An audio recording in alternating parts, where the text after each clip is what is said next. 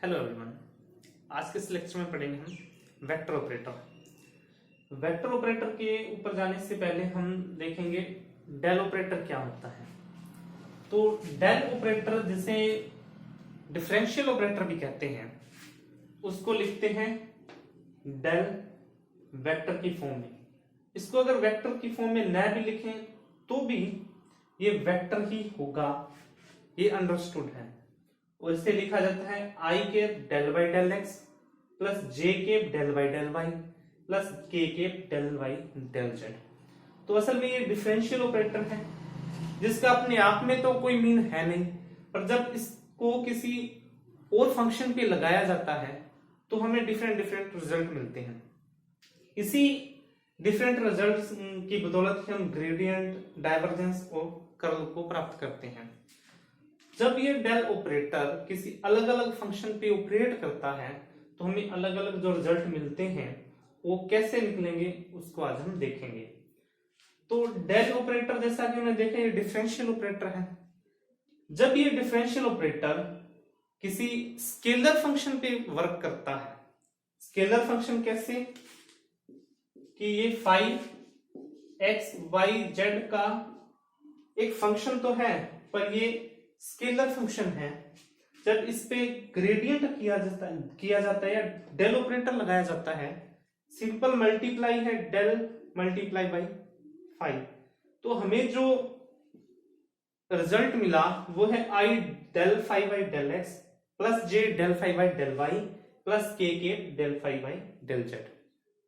तो ये जो रिजल्ट हमें मिला ये एक वेक्टर क्वांटिटी है, एक वेक्टर फंक्शन है, वेक्टर। तो हमने देखा जब किसी स्केलर फंक्शन पे डेल ऑपरेटर को लगाया जाता है तो हमें एक वेक्टर फंक्शन मिलता है।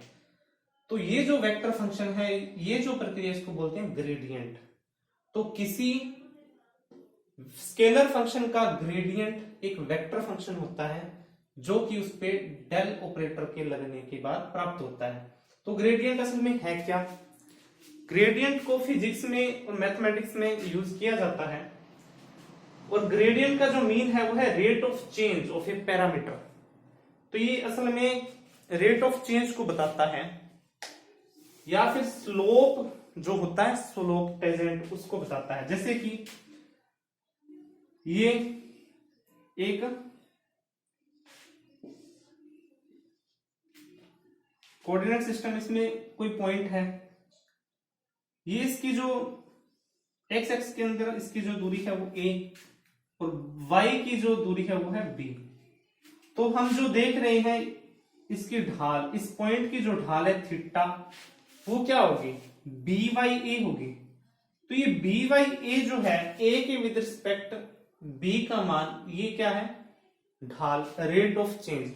तो ग्रेडियंट भी अपने आप में क्या है? रेट ऑफ चेंज है, जो हमें बताता है ढाल को किसके रिस्पेक्ट, जो भी फंक्शन दिया होगा वो एक्स वाई और जेड के विद रिस्पेक्ट हमें क्या बताता है? हमें बताता है रेट ऑफ चेंज को, और ये एक वेक्टर फंक्शन होता है। इसी प्रकार अगर हम डाइवर्जेंस को देखें तो डेल ऑपरेटर जब किसी वेक्टर के साथ डॉट प्रोडक्ट में होगा तो जो हमें वैल्यू मिलेगी वो एक स्केलर क्वांटिटी होगी। ये तो आप जानते हो कि जब दो वेक्टरों का डॉट प्रोडक्ट किया जाता है तो हमें जो वैल्यू मिलती है वो एक स्केलर क्वांटिटी होती है। तो ये जो स्केलर क्वांटिटी है डॉट प्रोडक्ट से निकली, इसे हम कहते हैं डाइवर्जेंस। तो डेल ऑपरेटर को जब डॉट प्रोडक्ट किया तो हमें मिला डाइवर्जेंस। ठीक है, तो ये डाइवर्जेंस है क्या? ये होता है नेट फ्लो ऑफ फील्ड या liquid out of A volume. मतलब किसी वॉल्यूम के, एक सिंपल एग्जांपल से देखते हैं। मान लो ये एक पाइप है, ठीक है, और इसका जो इनर पार्ट है, यहां से लिक्विड फ्लो हुआ, यहां से लिक्विड निकला, ठीक है। तो इसका डाइवर्जेंस का मतलब ये है कि जो अंदर आने वाला लिक्विड या फ्लूइड या फील्ड जो भी है, फील्ड का मैग्नेटिक फील्ड की बात करें तो मैग्नेटिक फील्ड नॉर्थ साउथ, तो मैग्नेटिक फील्ड एन से निकली, एस की ओर गई। इसी प्रकार ये वाटर यहां से निकला, यहां की ओर गया, तो जो यहाँ जितना यहां से अंदर की तरफ आया उतना ही अगर बाहर की तरफ आए तो डाइवर्जेंस होता है जीरो। तो ये प्रवाह दर को ही बताता है वॉल्यूम विद रिस्पेक्ट। तो डाइवर्जेंस क्या है, नेट फ्लो को बताता है। चाहे मैग्नेटिक फील्ड के अंदर देखें तो नॉर्थ से जो निकली साउथ की तरफ जो आई वो सेम ही होगी।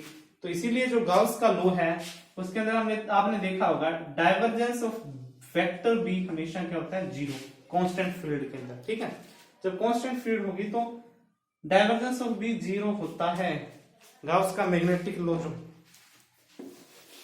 तो डाइवर्जेंस का फिजिकल मीन तो यही है कि फ्लो को बताता है, नेट फ्लो को। ठीक है, इसमें क्या हुआ, सीधा डॉट प्रोडक्ट हुआ डेल ऑपरेटर का फंक्शन एफ के साथ। ठीक है, तो ये कैलकुलेशन तो आप कर सकते हो, आपने देखा होगा आई वाले फंक्शन जे वाले और के वाले आपस में मल्टीप्लाई होंगे। ठीक है, डॉट प्रोडक्ट होगा। तीसरा जो इसका रिजल्ट है वो है कर्ल। कर्ल में क्या होगा, डेल ऑपरेटर का वेक्टर फंक्शन के साथ क्रॉस प्रोडक्ट होगा। तो यहां जो क्वांटिटी मिलेगी वो एक वेक्टर क्वांटिटी होगी या वेक्टर फील्ड होगी।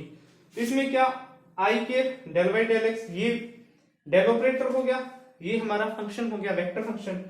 तो इनका हमने 3x3 मैट्रिक्स के अंदर लिख के इसको हल किया। तो हल आप जानते हो, आपको पता है, पिछली वीडियो में हमने देखा था। तो इसका हल ऐसे होगा, आई कंपोनेंट को रखा तो डेल बाई एफ जेड का del by F Z minus del by del Z by F pi del F pi del Z. और यहां नेगेटिव, अगर यहां नेगेटिव साइन लोगे तो यहां से शुरुआत करोगे, अगर ये साइन पॉजिटिव रखना चाहते हो तो शुरुआत यहां से करोगे। ठीक है, अगर पॉजिटिव रखें तो शुरुआत यहां से del Z del by del Z F X minus फिर आ जाएगा del by del X F Z, del by del Z F X, फिर प्लस का निशान, फिर नेक्स्ट आ जाएगा इन दोनों को, इसका छोड़ते हैं तो del by del X F Y के del by del X F Y minus del by del Y F X. तो ये इसका हो गया हल। ये हल हमने पहले भी किया था। यहां प्लस का निशान है तो ये उल्टे होते हैं, अगर इसको माइनस का निशान में करें तो ये चीज, हाँ एक चीज देखनी है, एफ जेड, हाँ एफ जेड आएगा यहाँ, ये एक्स हो गया, ये एफ जेड हो गया। ठीक है, तो जैसे यहाँ निशान चेंज करेंगे तो ये भी क्या, इनका अभी क्रम चेंज हो जाएगा, बाकी सही रहेगा। तो ये होगा कर्ल। तो कर्ल में हमने देख लिया कि डेल ऑपरेटर क्रॉस प्रोडक्ट में होता है। और कर्ल का मीन क्या होता है, कर्ल का मीन हुआ measure of angular velocity of object. मतलब अगर किसी ऑब्जेक्ट का कर्ल शून्य है तो उसकी एंगुलर वेलोसिटी क्या होगी, जीरो होगी। तो एंगुलर वेलोसिटी जितनी होगी वो कर्ल को ही बताएगी। ठीक है, तो ये इनका रिप्रेजेंटेशन था। अब हम देखेंगे इसकी थोड़ी प्रॉपर्टीज। तो ये बेसिक 3 प्रॉपर्टीज है तो जो लगभग तीनों में सेम है, कि ये एसोसिएटिव प्रॉपर्टी बता रहा है कि डेल फाई 1 प्लस फाई 2 का अगर हम करें तो ये ग्रेडियंट दोनों का अलग अलग होगा। और किसी कांस्टेंट को अगर ग्रेडियंट के अंदर लेके आए और हमारे पास एक फंक्शन है तो कांस्टेंट पहले आ जाता है, अप्रभावित रहता है और ग्रेडियंट फंक्शन का होगा। और किसी कांस्टेंट का अगर ग्रेडियंट करें तो वो शून्य आएगा। इसी प्रकार अगर डाइवर्जेंस की बात करें, किसी भी कांस्टेंट का अगर डाइवर्जेंस ले वो भी जीरो आएगा और कर्ल भी क्या आएगा, जीरो आएगा। तो ये प्रॉपर्टीज जो है जो तीनों में कॉमन है और तीनों पे अप्लाई होती हैं। इनके अलावा कर्ल की 2 इंपॉर्टेंट प्रॉपर्टीज है जो हमें पता होनी चाहिए, कि अगर किसी ग्रेडियंट का कर्ल किया जाए, कर्ल ऑफ ग्रेडियंट, तो हमें वैल्यू क्या मिलेगी, zero. Curl of A gradient equal zero. इसी प्रकार डाइवर्जेंस ऑफ ए कर्ल, किसी कर्ल का डाइवर्जेंस भी क्या होगा, zero. Curl of A gradient मिला 0, डाइवर्जेंस ऑफ ए कर्ल ये भी 0। तो ये दो इंपॉर्टेंट प्रॉपर्टीज थी। तो ये था बेसिक नॉलेज वेक्टर ऑपरेटर के बारे में।